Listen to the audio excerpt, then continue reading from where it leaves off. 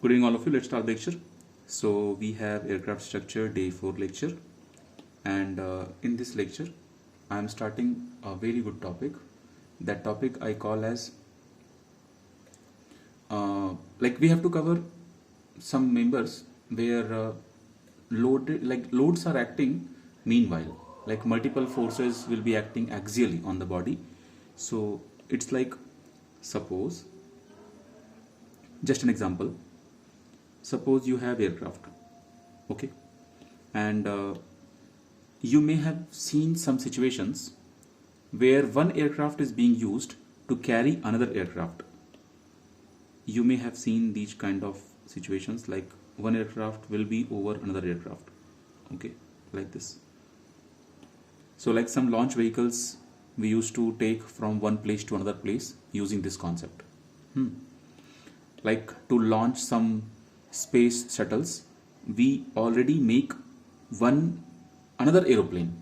So we take our space shuttle over that aeroplane and then we launch that. You may have seen some diagrams on Google or somewhere, right? Some images. In reality, this is possible. So actually what is happening here, just imagine a situation that I am drawing a very simplified form. Suppose you have a member. Now this member is having one force here, suppose some 20 Newton, and here also some 20, suppose here take some 15 Newton, okay. Now suppose there is one section, at this section you have some 5 Newton, and here you have one load, and on this load, like at this section, I can give you some other loading condition. Like I can give you in this direction, suppose I can give you some 4 Newton, okay. It's like, just imagine this can be a fuselage, like this can be this portion, and some members, like at any section I am applying one load like this, one load like this, or I can apply one load like this, like random loads I can apply. So this diagram can be a real situation, and very simplified form we are going to understand using this concept. So what will be your topic? So your topic will be free body diagram of a bar loaded by multiple axial forces. Multiple axial forces. What is this? Diagram is in front of you. So what is our job? Our job is to find out, in this part you will feel tensile stress or compressive stress. In this part you will feel tensile stress or compressive stress. In this part, tensile stress or compressive stress. That is our intention. So suppose this length is L1, this length is L2, this length is L3. Okay. So how to analyze these kind of diagrams? To analyze these kind of diagrams, we will consider like direction wise we have to consider forces. So suppose I am splitting this body by giving name as A, B, C, D. Okay. So AB part I am going to analyze. So if I am taking AB part, I am writing AB. AB part. What is your AB part? This much is your L1 length is your AB part. Now in AB part, you have in this direction some 20 Newton force acting. Okay. Now in opposite direction, how many forces are acting? Okay. So see here, you have to check properly. In opposite part, how many forces are acting? One is 5 Newton acting, right? That is outside. One is 4 Newton acting, and one is 15 Newton acting. All these three forces will affect AB part, right? All these three forces. So what will you do? You will consider, in this direction 5 is acting, that is clear, but in opposite direction 4 is acting, that is also clear. Then again in this direction some 15 is acting, some 15 is acting in that direction. So total overall, there will be some force coming, right? How will you find out that total overall certain force is coming? So how much is that force? How much is that force? So this 5 and this 4, if you check, then 5 is outside, 4 is inside. 5 is outside, 4 is inside. Means how much? 1 is outside. And this 15 is also outside. So sorry, this will be, this just keep this as your 19. I am removing this. Just put this as your 19 Newton. So what do you see? Here I am putting 19 Newton. So I hope this part is clear. How to check this? Direction wise, how will you check? You will say 5 positive minus 4 negative and plus 19 positive. So on your L1 length, what kind of force is coming finally? If you check, it is like you add them, you are getting 20. So you can say 20 Newton is acting. Answer is coming positive, and you can say it is coming compressive, tensile. So here also 20 effect is there, and here also we are getting 20 effect. So it is tensile. So on L1 portion, it means in this portion we are experiencing tensile force, correct? In same way, we will jump to our L2 portion for analysis. So L2 portion I am drawing here. So L2 portion name is BC. So in BC, you check. Now when you are checking BC, you have to be careful with remaining parts. You see here, on BC, this 5 is acting. That is clear. But that 5 is acting inside. Okay. You see, this 20 is acting in this direction for tensile nature. Okay. Other than that, you have this 4 is acting. Now, how will you consider that 4? That 4 is going inside or outside? That 4 is again going inside. So you can say, because 4 and 5, they are having nature to compress, you can say minus 4. Okay. Again, that you check. This 19, that is also acting outside. So positive you can say.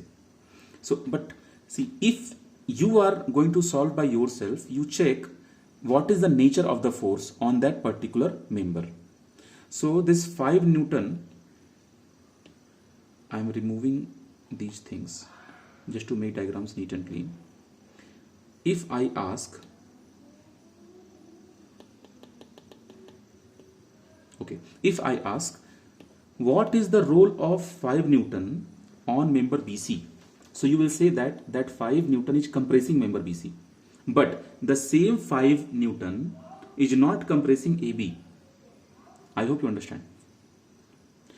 In same way, this 4 Newton is compressing BC, but the same 4 Newton is not, but the same 4 Newton is helping CD as a tensile force to increase the length. Correct? This part is clear. How to check who is compressing, who is not compressing. So in that way, this 5 Newton. Okay, very good. So now for member BC, how many forces we have? So this 20 is there. So this 20 I will, because it is helping to like increase the length of BC. So I am putting plus 20. I am putting plus 20. And after 20, I will check 5. So 5 is also negative. Clear? Okay. You also check 4. That 4 is positive or negative. So left side, how many forces are there? Left side total force I am getting 15, correct? And that is positive or negative? Positive. It means from left side, total what kind of effect you have? From left side. From left side you have 15 positive. It means tensile effect. Let's check right side. In right side means at section C. This thing I have done at section B. So at section C you check 4 is tensile or compressive. So for member BC 4 is compressive. So minus 4 plus this 19. This is going how much? Plus 15 again. This is also positive. Okay. So it means what? Member BC is also under tensile force. So tensile stress will come into picture. Now we can analyze.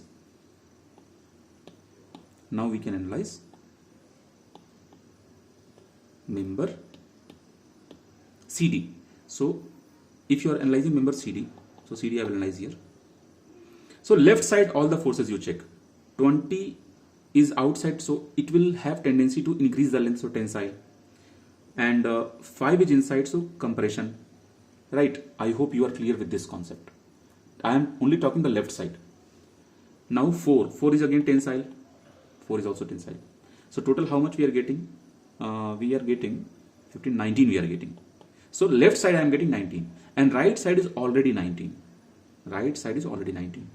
So I hope it's clear that members are loaded with, all the members are facing tensile stresses, all the members, anywhere I have not got.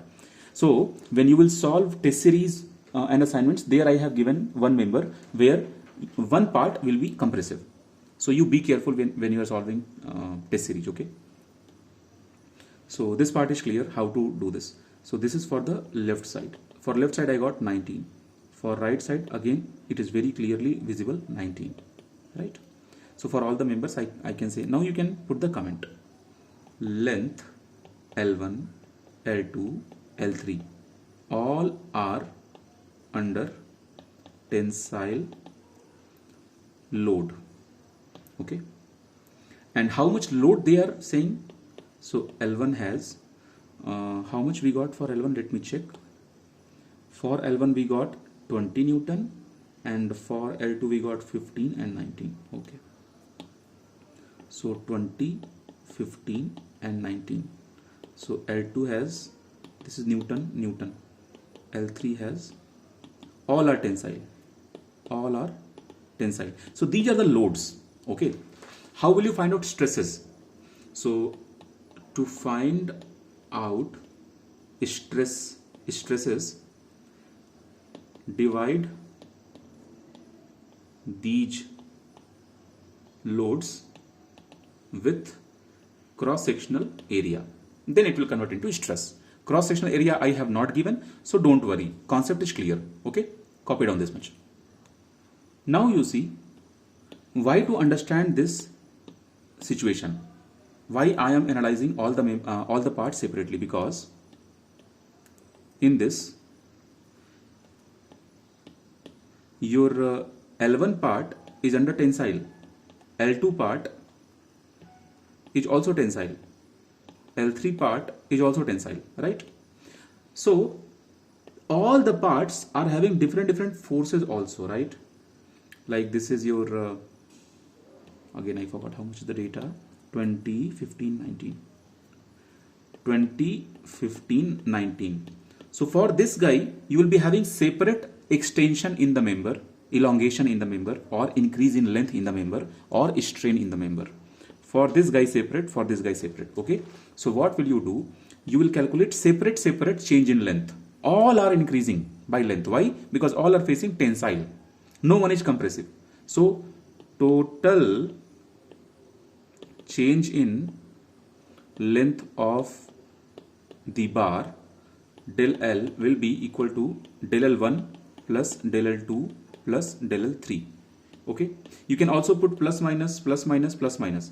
What is the minus sign? Minus sign means anyone is compressive or not. So currently no one is compressive.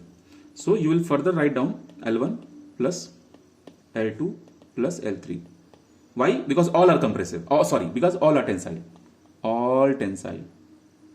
Done. Now how will you find out L1, L2, L3? I have given you one trick, play. Okay, with the help of play you can calculate. So I have not given you data of A and E. So you leave your A and E as it is. I have not given you data of L also, like how much is the part. So we are going to find out our answer in terms of L, A, E, L1, L2, like that we are going to find out. So 1 by AE I can take common, right? So 1 by AE I am taking common. Okay. For L1 how much is the load? 20 is the load, L1 length, plus for L2 how much is the load? Load is 15, L2 length, plus load is 19, L3 length. So this is the total change in length. Okay.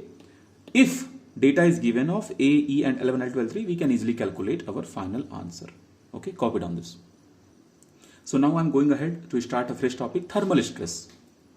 So you write down a fresh heading as thermal. One day definitely I will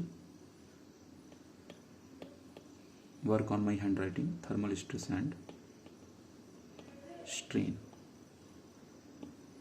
See here. Actually, my handwriting is good if I am writing on this sheet, paper sheet, and my handwriting is very very good on PDFs. Thermal stress and strain. What is the meaning of this? Understand.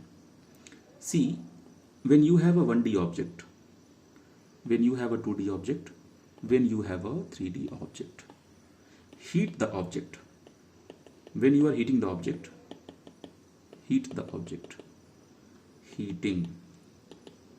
When you are heating, what will happen? If it is 1D, then length will increase. Okay. So here length will increase. Here what will happen? Length and width both will increase. You can say area will increase. Here length, width and height all will increase. So you can say volume will increase. Correct? Okay. If now bullet point. If we allow the expansion,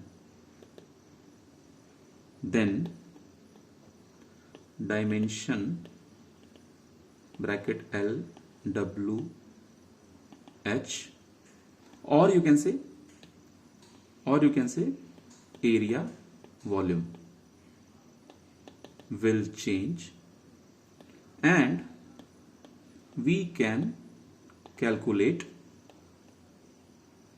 thermal strain epsilon T is equal to change in dimension divided by original dimension. This can be del L by L for 1D. This can be put comma. This can be del A by A for 2D, or this can be del V by V for 3D. Right? You understand this part? Any doubt in this? I hope this much is clear. Then I will give you another bullet point. Copy down this. Now see here. From here, confusion will start if you compare this topic with the previous topic. In previous topic, what has happened? If you have a member and you are going to load the member, you will apply load. It means you are applying the load. Then what is happening? You are forcing these molecules. To leave their natural position. You are forcing. And when you will remove this load, then what will happen? Molecules will come back to their original position. This phenomena says stress and strain both are being developed in the member. But in case of thermal stress strain, this is not the situation. What happens? When you will supply heat, then member length will increase. Correct? So strain will come, no doubt. But stress will not come. Why? Stress will not come. Why? Because this time you are not forcing the molecules. You are giving energy, thermal energy. Because of that, molecules are by themselves, they are changing their position and length is increasing. You are not forcing them. You are giving energy. They are happy. They are getting energy and they are changing the length. Forcefully it is not happening. It's not like they don't have energy and you are pulling them. No. You are supplying energy as a thermal energy. So what is happening? If they are getting the energy, they can't stay at that position. No, naturally they want to achieve some other position so that they can compensate this energy. So what will happen? Next bullet point. If full expansion is allowed, then member will not experience any thermal stress. Okay. I hope you are okay with this point. Why member will not experience any stress? Because you are giving energy. Molecules are, they intentionally, now they got energy. So they can't stay at the same position. They can't stay. They need to expand. And if you are allowing them to expand, it's okay. They will not having stress in the body. Correct? Okay. This is clear. Now take down next bullet point. But, put a big but. But if we resist the expansion, then member will experience stress bracket thermal stress. Copy down this.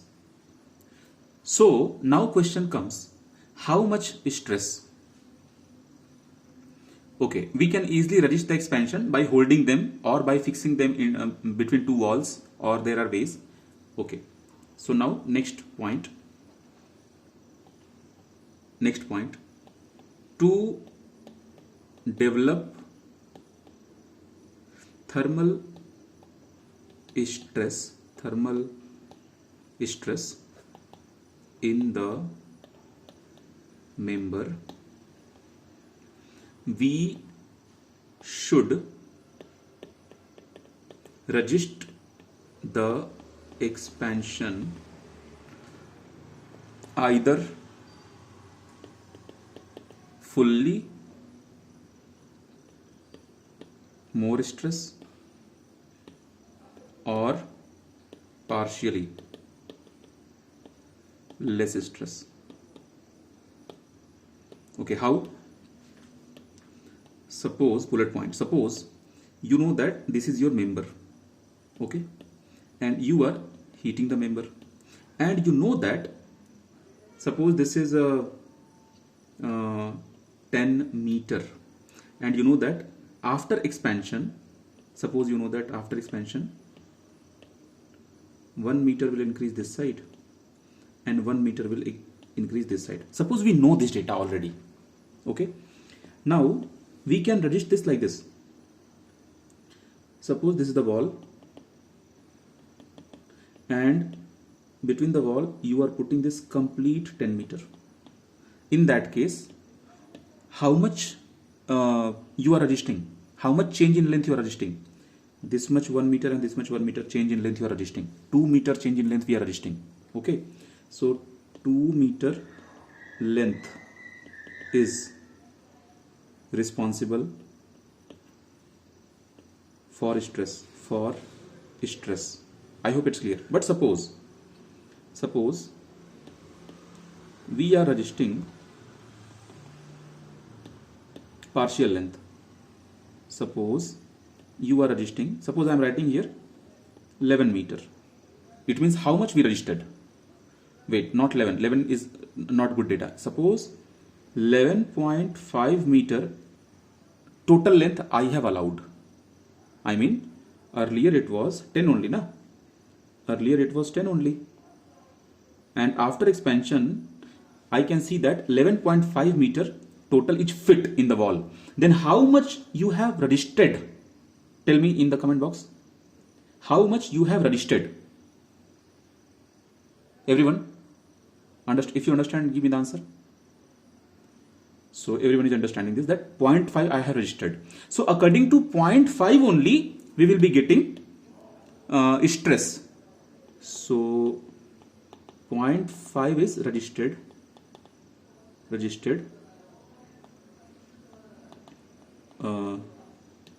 No, don't write like this, write like this. So 0.5 is responsible for thermal stress. Okay, copy down this. So now let's dive into formula part. No, bending and all will happen if you will keep on, like that will be more deep study. That will be more than that. Of course, if you will keep on, bending will appear, warping, a lot of things will come into picture. We are not going to that much. Okay. Now formula part. Formulas. How to discuss formulas. So see, first of all, you have concept 1.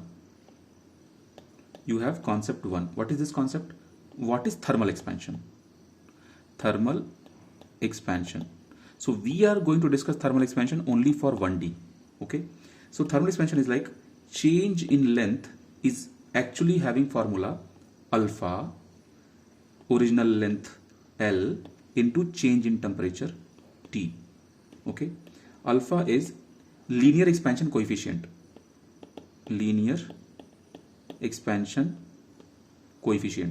What is this L?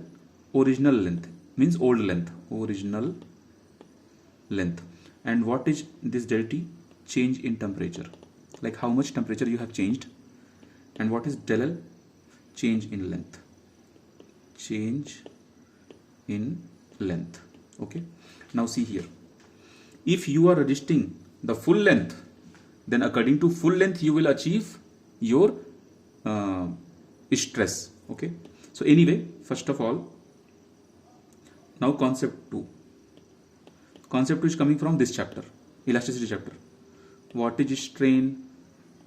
Strain is change in dimension by original dimension, correct? Strain is always same. So del L by L, no doubt here. This del L is that del L which got expanded, but this is not responsible for stress. Who is responsible for stress? That much who could not expand. I hope it's clear. Okay, so concept 3.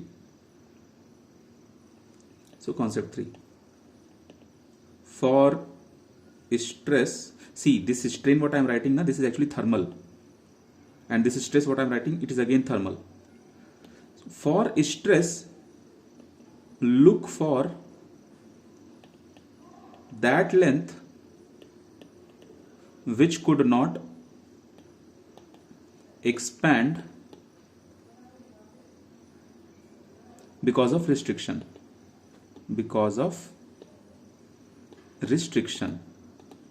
So now you will be getting little bit confused what I am talking here. So be careful. First you copy down this much, then I'll go to concept 4. Will not go to concept 4. First, that is inside concept 3 only. You copy down this, then I'll extend this topic. Now, under the same concept 3, you write down like, suppose this is del L, total expansion mathematically. And now this del L, I am writing as small del L. What is this? Expanded. And del L dash could not expand. Okay, so what is this del L? This is like, mathematically we know that this much expansion is possible if you are giving this much temperature change. Okay, this is mathematical data. Okay, from where it is coming? It is coming from alpha L into del T. From this formula it is coming. Okay, and what is this? Expanded. Expanded means gap was available. Which gap? Between the walls. Okay, what is this? I hope now you understood what is this. So this del L you can write as this del L plus this del L dash. So this guy will be used as for the stress calculation. Okay, and this guy will be used for strain calculation. I hope it's clear. So this del L by original length L, this became your thermal strain. Clear? Thermal strain, because that is, we can see physically change in length. Physically we are really seeing that, okay, in real life. But this is the length what could not expand. So you do one thing. Because of this also you find out a strain. I get my logic. Because of this also you find out a strain. In that strain you multiply E from Hooke's law. You got a stress. It means sigma T is equal to E times del L dash by L. Original length, sorry, L. I hope it's clear. So what are we doing? We are also, again we are using here epsilon T is equal to E times your this thing. Oh sorry, no. Here you cannot use this strain. Do you understand? Just now I did mistake. You can't use this. You can't use this data here. Why? Because I hope you are clear. If I am writing this data here, I will do mistake. I hope you are understanding this. So I should not write this here. It's totally clear. Why should I not write this? So what will you write here?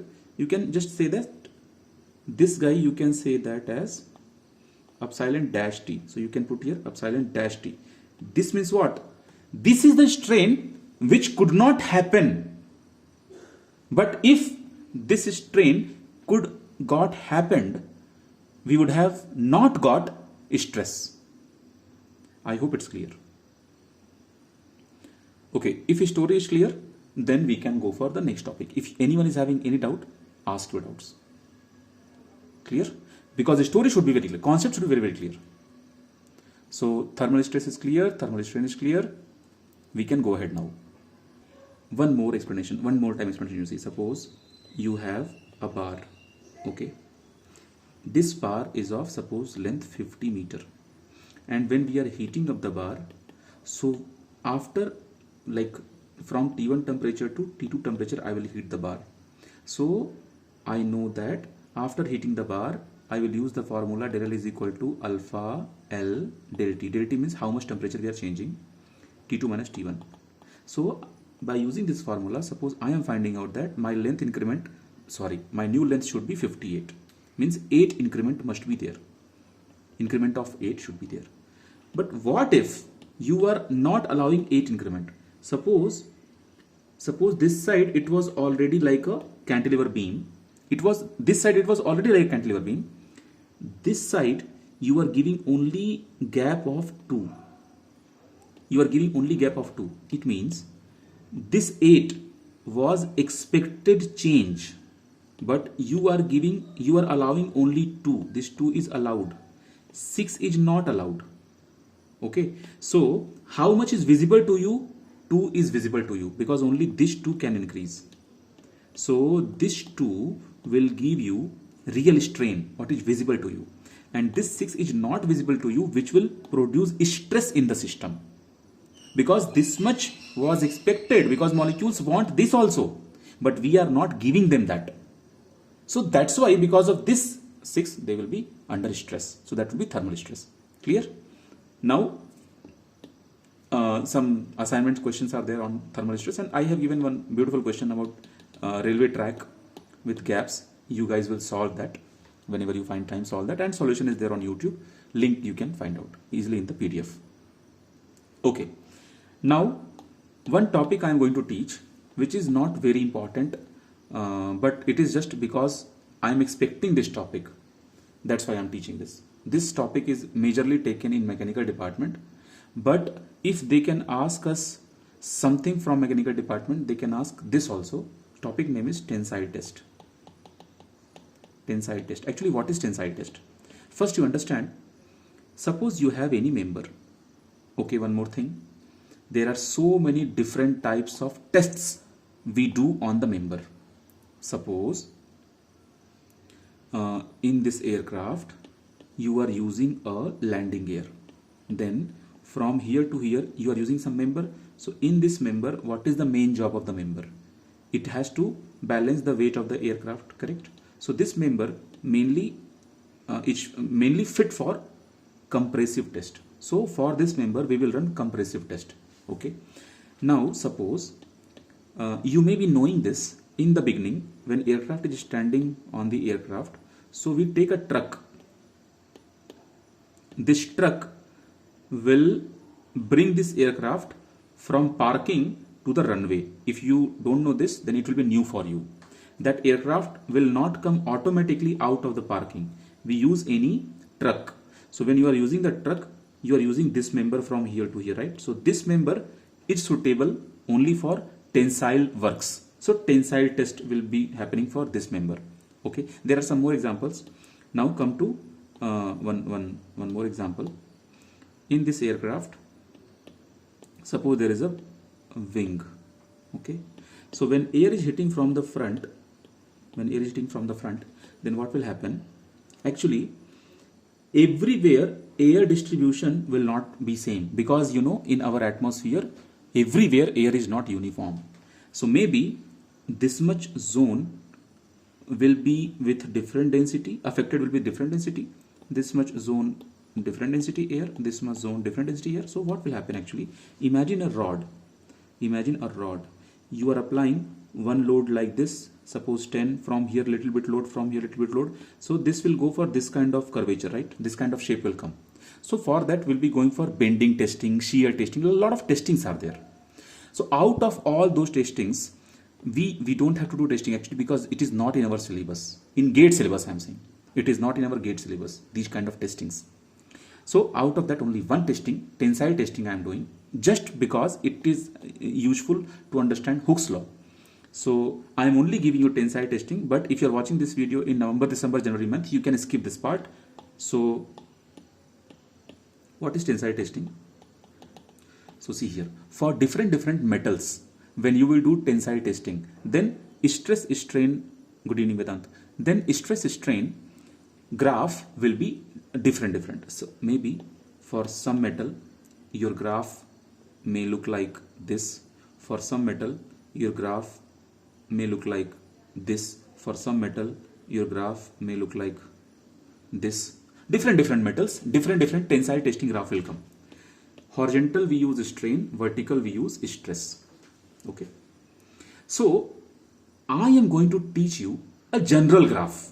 General graph means that in my teaching, that graph will not represent any metal.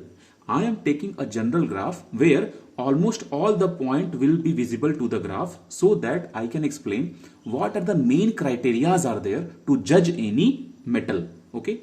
So you take a tensile test heading. In this tensile test heading, I will draw a stress strain graph, but that is not representing any metal. Okay. So you draw something like this. Okay. Then you can draw something like this, and after that you can draw something like this. Okay, wait, you draw like this, and then you draw like this. I hope you are clear with the idea what I am going to explain. I am going to give information about these points, critical points. You can see local maxima, local minima, you can see. So what are the meaning of those points? In some metals, you may not see this point. In some metal, when you do tensile test, you may not see this point, right? In some metal, you may not see this point. Okay. So tensile test. So this is the graph, basic graph, stress strain graph. Now what to do? From here to here, like from origin to here, this is a complete straight line. Complete straight line. So that I will say as elastic deformation. So from here to here, this thing is known as elastic deformation.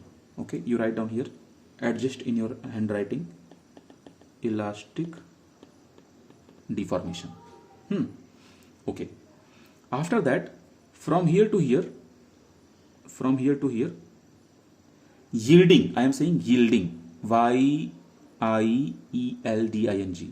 So from here to here, I am representing yielding, Y-I-E-L-D, yielding. Okay, you may have heard this word in your colleges, yielding. So in yielding you have 2 points, this point and this point. So sometimes we say upper yielding, lower yielding, like points are there. Okay. Just before yielding point, like this first blue point, you have one more point, what I am dropping as green.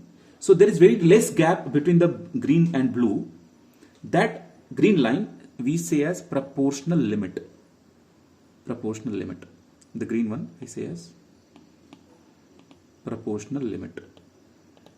Okay. Now the highest point we say ultimate tensile strength. The highest point, ultimate tensile strength, right? And the last point we say fracture. This point we say fracture, break, complete break. Okay, now the zones are actually what you are seeing here. I am dividing. So one is here and here. 3 zones I am dividing. From here to here 1 zone, and then this, and then this. And I am giving name to these zones.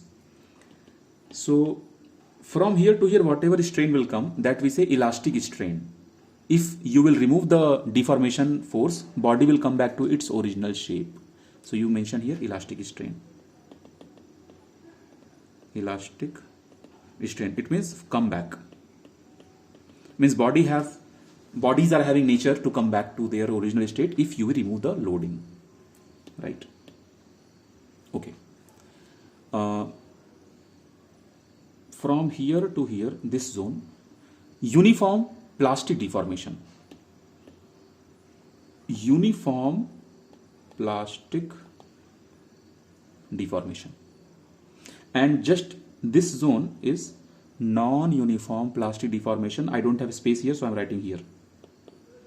Non-uniform plastic deformation. Copy down this. Be careful about my namings. So make sure this is not like workshop subject or material science subject. That's why we are not dealing this into more detail. Just ideas. So one line you can mention roughly about all the points. And what is my intention here? Actually, sometimes if students are not getting very good rank, they can approach certain IITs for MS program. Okay, two types of people are choosing MS. One type of people who who is having scientific type of nature, who wants to become scientist, research. Okay, that kind of people will choose MS. Or sometimes if your rank is not good, you will get seat in MS in different IITs easily. Easily means definitely you have to go through interview, because MS is tough. It is research based work. Now when you are choosing for MS program in any IIT, then you have to go through interview. And if you are choosing mechanical, because see, your rank is not good, so you may not get aircraft structure in aerospace engineering. In that case, you may get mechanical engineering in certain IITs. Some students may compromise their department. They may go to mechanical department for name tag. Okay. So there in structure department, if you go, or metallurgy or something, if you'll go, some good departments are there. There they may ask you one or two small questions from this. So at least you should be in position that you can say that, sir, my background is aerospace department and we are having limited study about metals and these behaviors, but this much I know. So if they are asking, okay, draw tensile test diagram, so you can draw this diagram and you can put all these points, whatever I have mentioned. Okay, if they are okay, I mean, they have to feel this, whatever you understand, that you're able to explain. If this much capability they see in you, they will take your admission. They don't want, sometimes they want accurate answer, but mostly they are not looking for accurate answers. They are looking for that person who is kind of a struggler. They will give you a situation and they want to see how good a struggler you are, because research is all about struggling about a particular thing. See here, take down point 1. Here I am going to take you for a topic, true elastic limit. True elastic limit.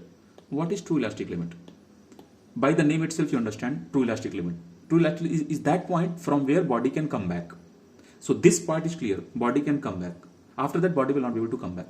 But some technical points you mention here under this point. First bullet point, you write, it is based on what kind of measurement? So write down here, based on micro strain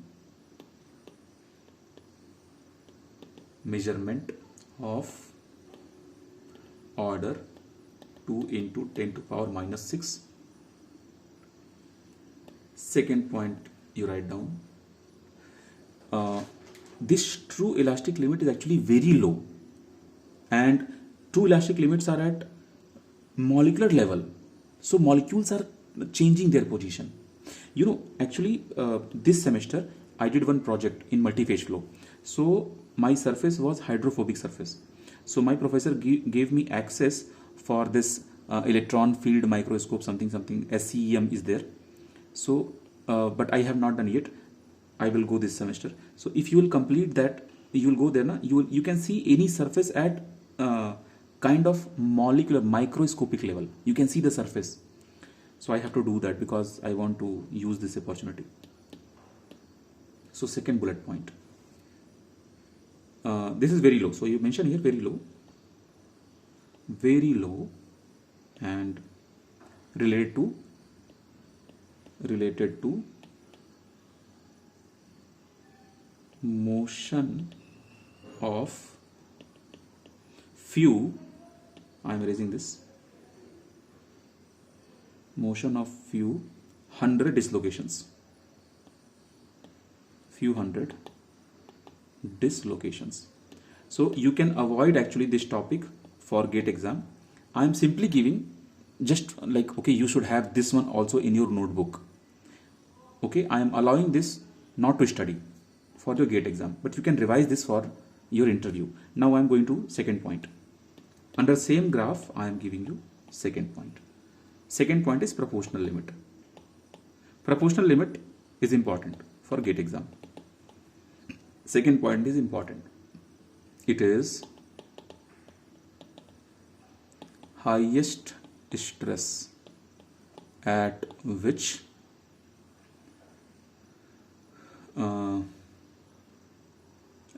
comma stress is directly proportional to strain. This is your first bullet point. Second bullet point, Hooke's law is applicable in this range. Copy down. This is just a theory. You can nowadays chat GPT is also there. You can just put in chat GPT also what is proportional limit in structure, what is proportional limit in elasticity, what is elastic limit in elasticity, what is yield strength. You will be getting very good detailed answer for this. Okay. Now take down the third point. Third point that I call as elastic limit. Elastic limit. What is elastic limit? See here. It is the highest stress of the material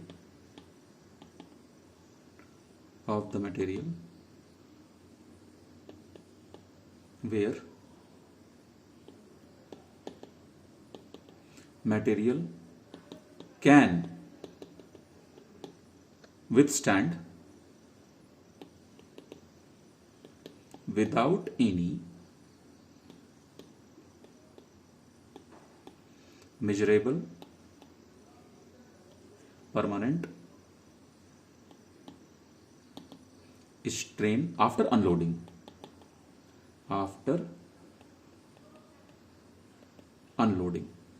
Means when you are removing the force of deformation, after that we will check elastic limit. Okay, these things I have mentioned in the graph. Now next point is yield strength. That is again, it is visible. I am changing the page for fourth point. Take down fourth point, yield strength. YIELD, yield strength. Take down. It is the stress. Actually, I don't like these kind of work, but just it is important. Somehow, like sometimes we have to go through these kind of theories. Okay, so it is like you have to know now. So that's why it is the stress required. This is not the way I teach. Only this part I am teaching like this. Stress required to produce a small specific amount of deformation. Now true stress. What is true stress? Applied load by instantaneous area. Applied load by instantaneous area.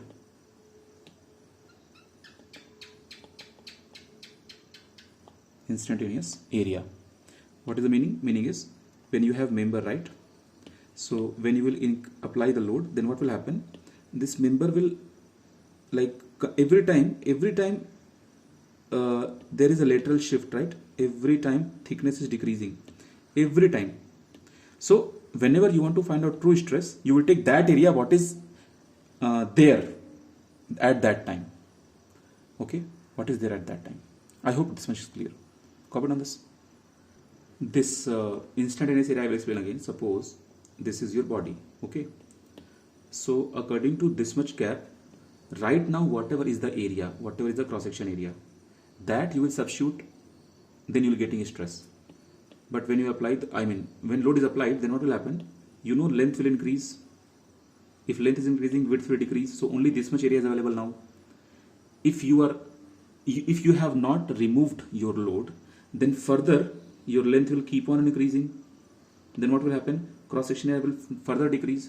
So at what moment you want to find out your true stress? Like right now, how much is stress?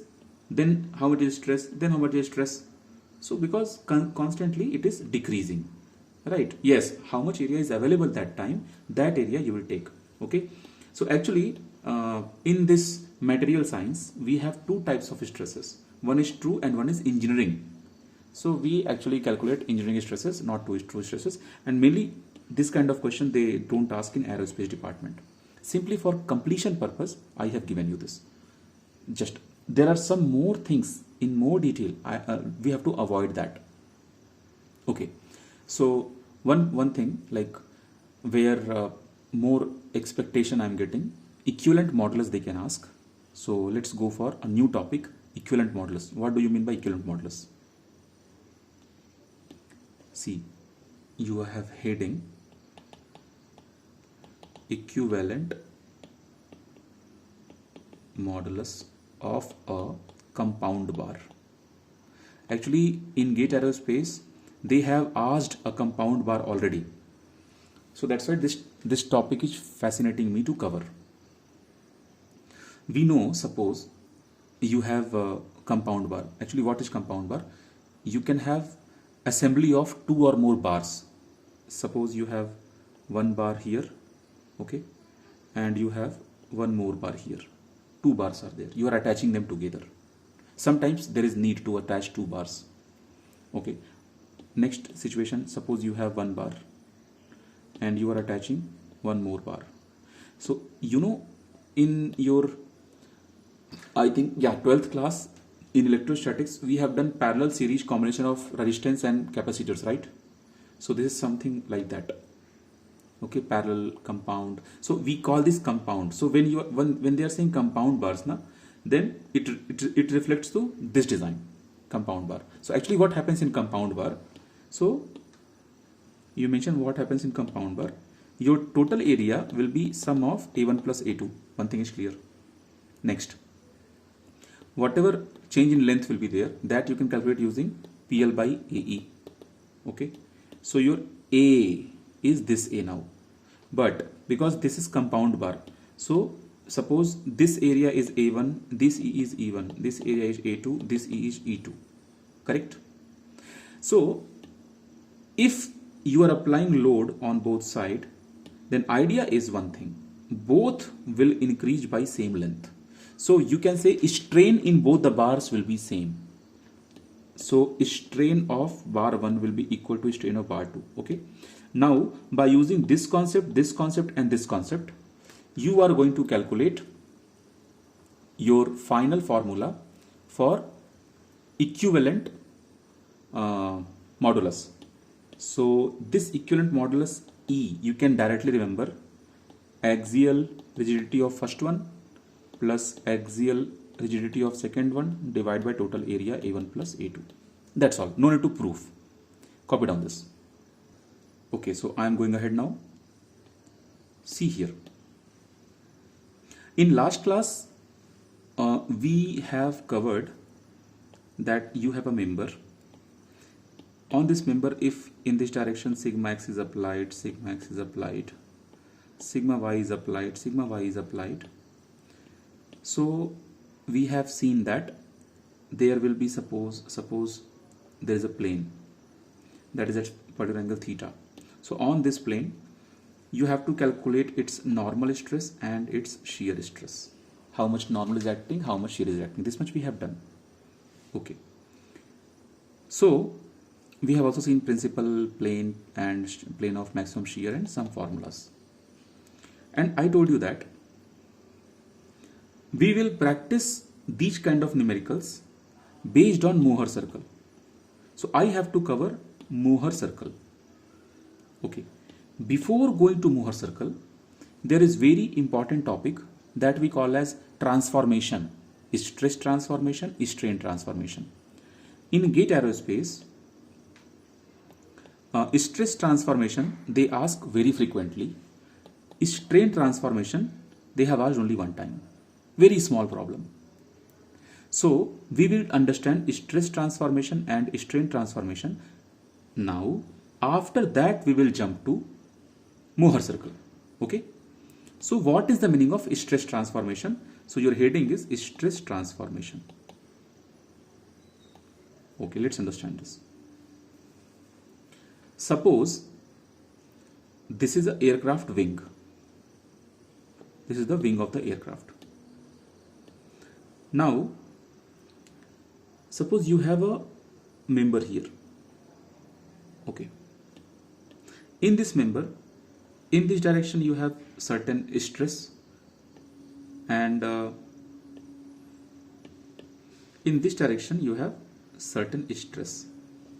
Okay. This is the direction like this. This direction like this. I hope it's clear. Okay. So what will I do? I want to understand what is the meaning of stress transformation. Stress transformation. So for that, I want to check same loading condition if I maintain, focus here, same loading condition if I will maintain, but this member I want to turn by some angle. It means earlier my member was like this. I want to turn the member. I hope you are getting. I want to turn the member. So suppose with respect to this line, I am turning the member. So suppose A, B, C, D is the name. So my BC will go like this. See, I may mess up my diagram, but understand. And my AD will be like this, and DC will be like this, like this. So this is my B, this is my C, this is my A, this is my D. Are you getting what I am saying? I am saying that I have not changed my loading condition. I have only rotated my member. So when you are rotating your member by certain angle, but your main loading did not change. In that case, on every plane, how much stress will be distributed? How much? Means here it was sigma x earlier. Now this guy I am saying as sigma x dash. Okay. This side you had sigma y. Now I am saying, let me use red color for new diagram. This side I have sigma x dash. Now where is my AB? AB is that side. Okay, so mistake. No mistake. This will be my sigma x dash and this will be my sigma y dash. Okay, I hope you are comfortable with the diagram, what I am trying to say. So our idea is how much element you are turning. This is one thing, theta angle. And next thing, when you are turning the diagram, then what is happening? You are getting new stresses. Correct? So how will you calculate those stresses? So we have proving for that. No need to bother about proving. We will do one thing. And I will say you, after this, there is one problem came in 2022. So in that problem, they have asked the situation. That was very easy problem. You can crack that problem very easily. So I will explain some formulas. So direct formulas I am giving you, and because stress transformation is a pet topic, it is not like any smart topic or something where you have to bother about different formulas, different situations. No, it is a pet topic. Here you have like direct formula every time. So first formula you should always remember that your sigma x and sigma y, which is your previous stresses. When you will add this, you'll be getting sigma x dash plus sigma y dash. This is one concept. Another concept contains formula. So formula you write down sigma x dash, you can calculate using sigma x plus sigma y by 2. So one thing you understand, first of all, I know very well when to force you to focus only on formula and when to force you to learn concepts in detail. See here, in GATE exam, there are two types of problems. One problem which is based on pure formula and one problem will be like out of box. Out of box problems are roughly 6 to 8 marks and remaining problems are based on formulas. So now some problems who are based on formulas, in that some will be very easy, roughly 40 marks, and some formulas like you need to see, like little bit you need to think, like some data is not given, some data is given, but again finally it will be based on formula. Okay, so you can say these kind of questions are like roughly 15 marks. So if student is only remembering formulas for the related concepts, he or she can get 55 marks. 55 marks means IIT Bombay, IIT Madras fixed. Okay, and if you are doing good interview, you can go for ISC Bangalore also. Now what happens, the way I bother about concept, suppose by mistake you did wrong formula, I mean somewhere you did mistake in the formula, you are going to lose 2 marks also, and negative marking, then again some marks. But if your concept is good, then some students, they will not touch this part. But if your concept is good, you may crack this 2 to 4 questions, 2 to 4 marks here also. So you can compensate. So if a student is average student, then a student will definitely go to IIT. Okay. Now some more students, they don't go to IIT. It's not like they are not average or they are not good, but because they do a lot of mistakes in the exam. Okay. So students who are not going to IIT, they have two categories. Either they used to do mistakes in their solution, or they are really not clear with their concepts. I hope it's clear. So now see, I am teaching your topic is stress transformation. Stress transformation questions, whenever they will come as it is. And students who are doing self-study or watching some other coaching centers content or something, they know that whenever this question will come, stress transformation, they are directly going to hit the formula, get the answer. So there you guys don't have to waste time. Immediately apply the formula, no need to bother about Mohr circle or something. Immediately apply the formula, get the answer. So you take in this way. I was about to give you second point as a formula. So for second point as a formula, you also draw this diagram for reference, like in this direction you have XX and in this direction you have YY. So we are tilting the body. So when you are tilting the body, then in this direction you are tilting the body, you are saying X dash and you are saying this as Y dash. How much tilted? That theta also you mention here. This much you have tilted. So body I am not drawing because it is looking ugly when I am drawing the body. Here theta. Okay. So now in second point you write down sigma epsilon sigma x dash is equal to sigma x plus sigma y by 2 plus sigma x minus sigma y by 2 cos 2 theta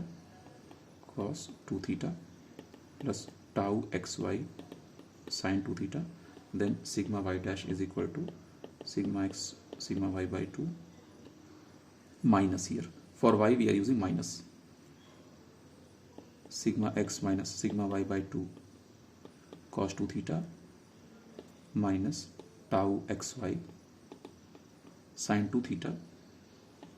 For shear, sigma x minus sigma y by 2 sin 2 theta minus tau xy cos 2 theta.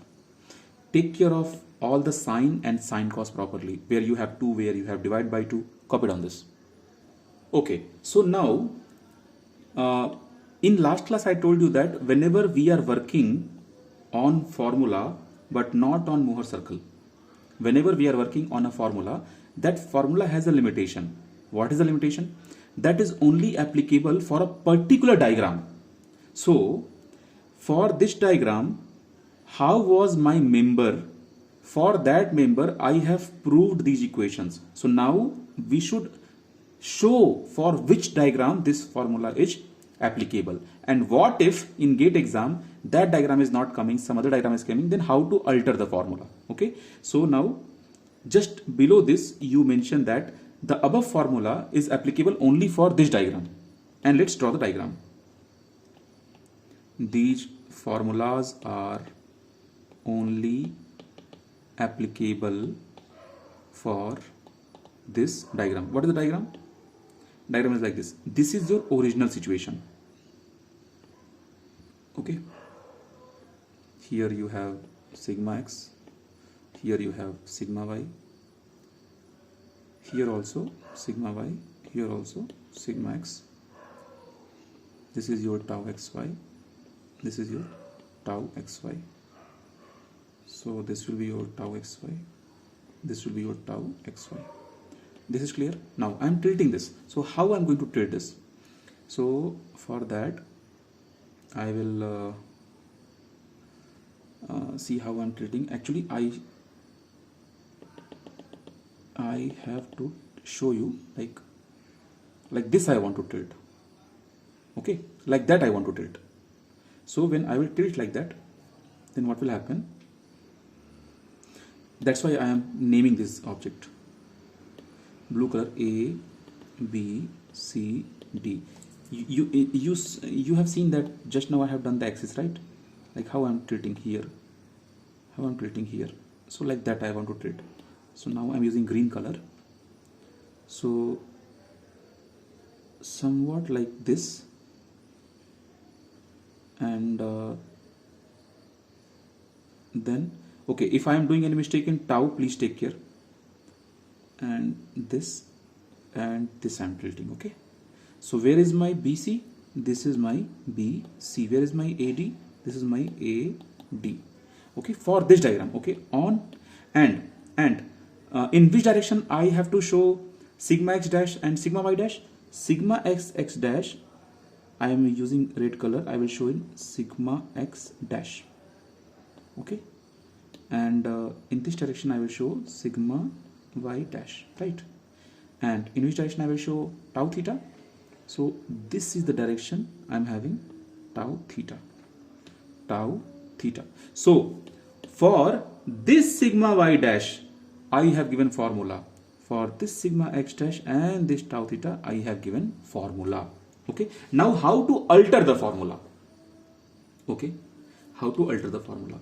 Suppose you are getting sigma x dash as negative sign. What does it mean?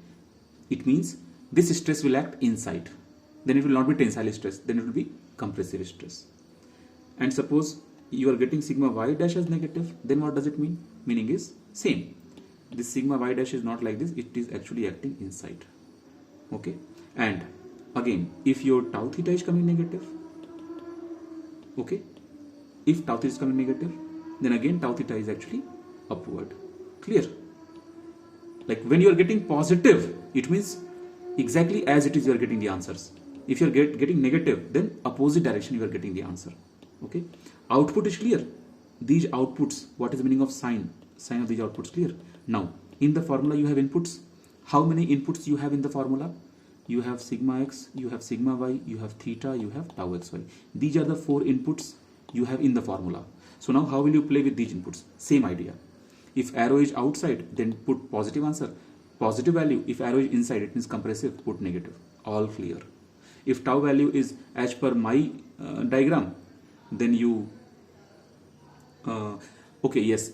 Why did I use tau xy everywhere?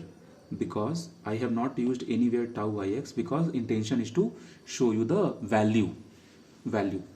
Okay, now if the formula given, if the question given is tau is not here, then you will use minus sign in the formula. And one more thing, if they are not tilting like that, if they are tilting like this side, then minus theta. I hope it's clear. All the concepts clear? How to alter the formula? So you just mention one line here to alter the formula. I am changing the page. Mention one line here. if because in mathematics, for this rotation we take theta positive, for this rotation we take negative theta. In mathematics it is a culture. If any of three inputs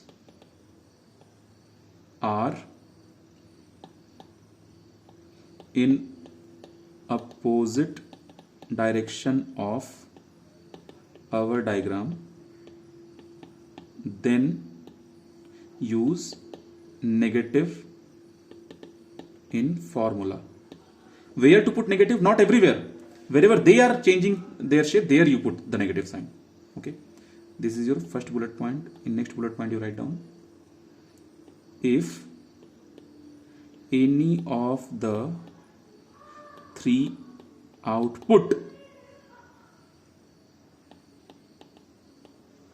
will come negative, then direction will be opposite of our assumption. Copy down this. Now see, actually based on this topic, you don't have to do practice, heavy practice. What you have to do every time, you have to write down this formula again and again. This formula. Because if you are not forgetting the formula, then you can do the numerical automatically. Why I am saying this trick? Because where you don't have to waste time. If time is remaining, you will invest in some other subject. Okay? Because some people are only going to prepare for less time because they are busy with some other thing. And if students are having enough time to practice these things, then go and solve assignments. Okay? And if, see, there is one more way, but don't misuse this. One more way is, suppose you have less time, and in that case you can do one thing. Just open the assignment sheet, okay, and read the question, and immediately open solution sheet and read the solution. At least you will be having idea that okay, how to crack this numerical, and then go to GATE exam. But this is not advisable for those students who are preparing from Feb month. If you are preparing from May or June month, then these kind of things you have to do, because there are many places where time will be less for you. If you feel that you have enough time, you solve all the assignments and all the test series. So let's go ahead for strain transformation. Strain transformation. So under strain transformation, first of all, you should know that we have 6 types of strains in our 3D. So in 3D, we have 6 strains. What are they? Epsilon X, epsilon Y, epsilon Z, gamma XY, gamma YZ, gamma ZX. Okay. Now next bullet point. We will discuss 2D. We will not discuss 3D. So strain transformation, I will explain what is the meaning. Okay, you copied on this much. Okay, I forgot to mention why are we discussing stress transformation in our topic, in our syllabus, and why it is mentioned. Suppose, actually I drew the diagram but I could not continue that. Suppose this is the aircraft and here you have wing. So we want to analyze, suppose, any element here. So actually in this example, I told you that what if we are tilting this, and then I explained that this thing. But actually this is not the best example. Best example is, consider the flap. Then it will be easy. This is the aircraft. This is the wing of the aircraft, and you know that in this portion we have aileron, in this portion we have flap. If you don't know, don't worry, I will teach you these things in flight mechanics.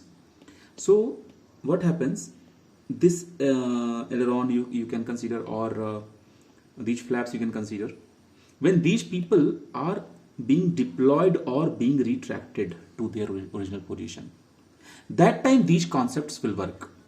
Okay. For example, I was watching a movie, Air Force One, I don't remember, this is the name. Is this the name of any movie? Air Force One or Olympus Has Fallen? Some movie was there. I'm confused about Air Force One or Olympus Has Fallen. These two movies were there. In one movie, what happened? This aircraft was going in this direction. This aircraft was going in this direction during fight scene. So actor, I forgot the name of the actor.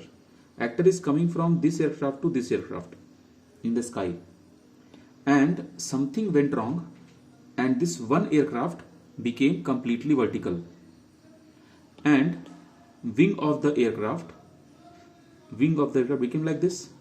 So when the aircraft became completely vertical, that time wing of the aircraft completely broken. This time it was not broken, but this time it was broken. Why? Because we don't give strength to the wing for this situation. We give all the strength to the wing to sustain in this condition, because our aircraft is not made to fly vertically upward. Okay, now question comes, why aircraft can't fly vertically upward? Very good question. Because idea is you need to develop lift to sustain in the air. Suppose you have this, so your weight is acting vertically downward. So to balance the weight, if your aircraft is horizontal, then these wings will produce lift. So lift and weight you can sustain. But in vertical flight, your wing will become like this. Your wing will become like this. So lift will be developed in this direction, and your weight is downward. So perpendicular forces, they don't balance each other. If you are watching 2023 videos, then you can understand this. Vertical forces, they don't balance. So this example I have given using this technique. Two pulleys, one rope, one block like this, and you are pulling like this. Then I said perpendicular forces can't balance here. So idea is, why vertical flight is not possible ever in life? Only this flight is possible. This flight is not possible, because here you have wings, they are producing lift, they will balance the weight. But here you have wing, weight is still downward, but now lift is like this. So this time lift and weight, they can't balance each other. So now what will happen? I hope you understand what will happen. This lift and weight, they can't balance each other. Now one argument used to come. That argument is, sir, this thrust is there, na? That thrust will take the aircraft up, correct? So this is good argument. At the same time, you should know that drag is also there. So thrust and drag, they will cancel out each other. So finally, what is the problem? Weight is still not balanced. Now question comes, sir, I will increase the thrust. So finally, where are you going? You are actually converting this fixed wing aircraft into rocket. So rockets are there, na? So then why to do argument on this? I hope it's clear. Now, even I agree with you. Even there are certain aircrafts, they do this, but they are actually featured for that purpose. They have that kind of maneuvering settings. What we are learning here, we are not learning for fighter aircrafts. We are not learning for any kind of trainer aircrafts. Any special aircrafts we are not learning. We are only learning for our basic aircraft, very basic aircraft, what is used for commercial purpose, means transport purpose, transport of humans. Okay. In cargo aircraft also, there are so many things pilot can do, because people are not sitting there. But in transport aircrafts, where passenger aircraft you say, where people are sitting, so many limitations are there. Okay. I am actually, I can say, do you know there is a YouTuber, I forgot his name, Flying Beast, pass out from IT Kharagpur, I think civil department. Flying Beast, how many of you knows this guy? Very popular YouTuber. He is a pilot, and he was working for which company? I think Indigo, and his wife is also a pilot. So actually there is a rule. I don't know the complete story. There is a rule in that flap should not be. Yeah, currently he is a lawyer now, right? He is doing his LLB. So actually he something was mentioned that less than 10 degree or something 13 degree you can't deploy something, some issue happened, and then he filed the case, something went wrong, and I don't know complete story. So because of this thing he left the job, because again I'm not sure about the story, you can just go through. He was saying something and company was saying something, some dispute happened, and that's all. Okay, so now go for strain transformation. Actually, see, everything whatever we are learning here, two things are there. We are limited for our syllabus. Next thing, our syllabus is very interesting also. So if students will explore as per their own interest, they will learn lot of things. But everything you cannot learn from Maxon or from me or from any particular book. You have to go through so many different sources, and they should connect different knowledge, then you will learn a lot. So I know it is very much interesting. Let's go ahead. So first of all, what is the meaning of strain? You know that strain means, suppose this is the object, and suppose this object is increasing in both the directions. So for simplicity, I am considering only one direction, so that I can put here y-axis and I can put here x-axis. Okay. Now actually what happens, there will be lot of molecules, they will be shifting their positions. Lot of molecules, they will be shifting their positions when strain is coming into picture, correct? So again, to have as simple as possible explanation, I am taking only one molecule for my consideration. If I have strain only in x direction, then this molecule will shift only in this direction. So entire object will increase like this, correct? If I have strain in y direction, then this molecule will only shift in y direction, then my entire object will shift like this, correct? But what if I have both the strains, then my molecule will shift in this direction, and I will be having this kind of stretchable strain, correct? So I got strain. It means, now you can see here, this strain you can say as epsilon x, this strain as epsilon y, but now I have some other strain. So that strain, now this is epsilon x dash, this is epsilon y dash. I hope you are able to understand a little bit. I am erasing this diagram. So you will draw this diagram. Under strain transformation topic, you draw first this diagram where the object is sitting like this in calm mood. Okay, now you apply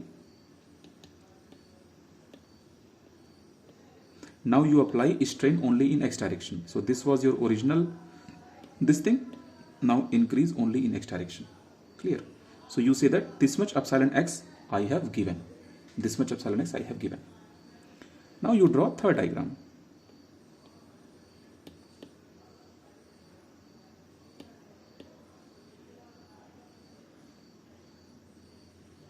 This much epsilon y I have given. Now third diagram. Third diagram, I don't have space, I will draw here.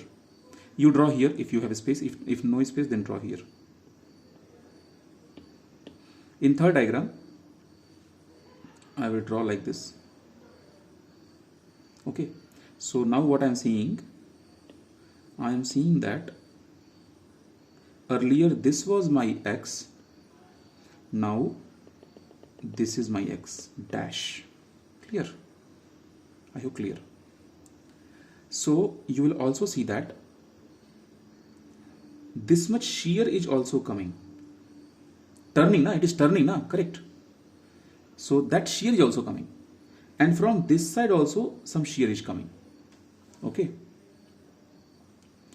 so if this shear gamma by 2, this shear gamma by 2, why gamma by 2? Because one complete shear is gamma. So half shear, gamma by 2, clear? When I taught you shear strain, that time I was using gamma, right? Okay, now next. Okay, next. So now our job is to find out strain transformation when plane will change. For this situation, when plane will change, then I will not be having this element anymore. I got a new element. You can see here I got x dash. So how will you find out x dash value?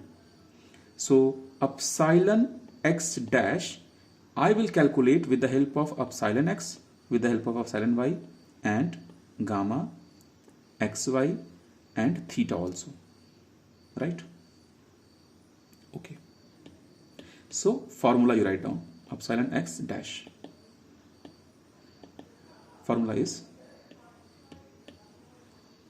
epsilon x plus epsilon y by 2, exactly same formula what I have given for stress.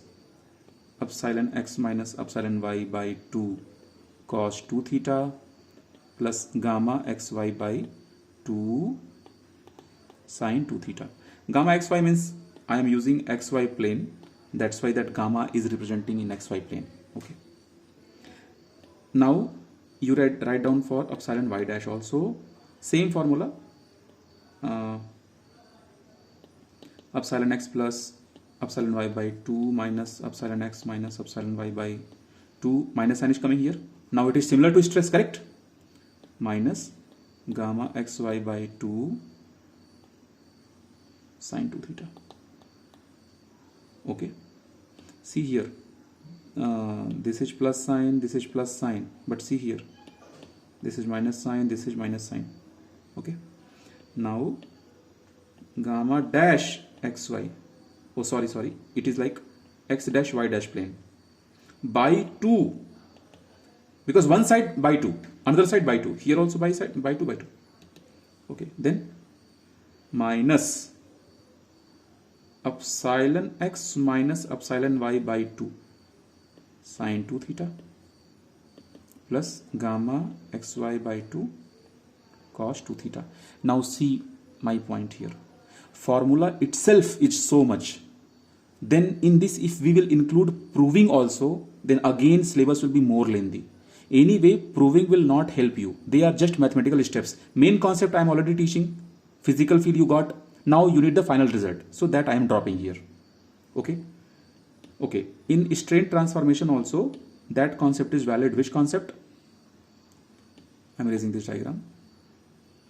This concept is valid. Epsilon x plus epsilon y, if you will add, it will be equal to epsilon x dash plus epsilon y dash. Box this also. And like we have principal stress, we have principal strain also. So for that also write down formula. I am changing the page. No, here itself. Okay, tick on the screen and change the page. Thank you. I am doing a mistake. I am missing cos 2 theta here. Here we should put cos 2 theta. In hurry burry I did mistake. Everyone please mention here, like here you can see here, this entire term should come here also. Cos 2 theta I am missing, so write down here cos 2 theta. Let me cross check everything is correct or not. It's correct. Yes, correct. Thank you so much. Just copy down, mention cos 2 theta here. So now I am going to give you principal strain and plane where you have maximum shear strain, exactly like in last class. But these concepts, see, it is there in the syllabus, but they don't ask. Okay, I am changing the page. But if trend will change, they may ask. So principal strain topic they don't ask in GATE exam, but principal strain, because it is there in the syllabus, that's why take down. Epsilon 1 2 you, because all the concepts is same like principal stress, and formulas will also look same. So it is easy to cover this topic. Epsilon x plus epsilon y by 2 plus minus, actually I should write here P1 P2 because two principal planes are there na, plus minus under root bracket epsilon x minus epsilon y by 2 square. You can cross check your notebook. This formula is exactly similar. Only one thing is changed here. We used to write tau xy. Here what I am going to write, be careful. I am going to write here bracket gamma xy by 2. By 2 I am going to write here. Okay, whole square. And then this is first formula. Second formula, tan 2 theta p is equal to gamma xy divided by epsilon x minus epsilon y. Okay. From here we can calculate that plane of that strain. all the definitions are exactly same. Third formula you write down.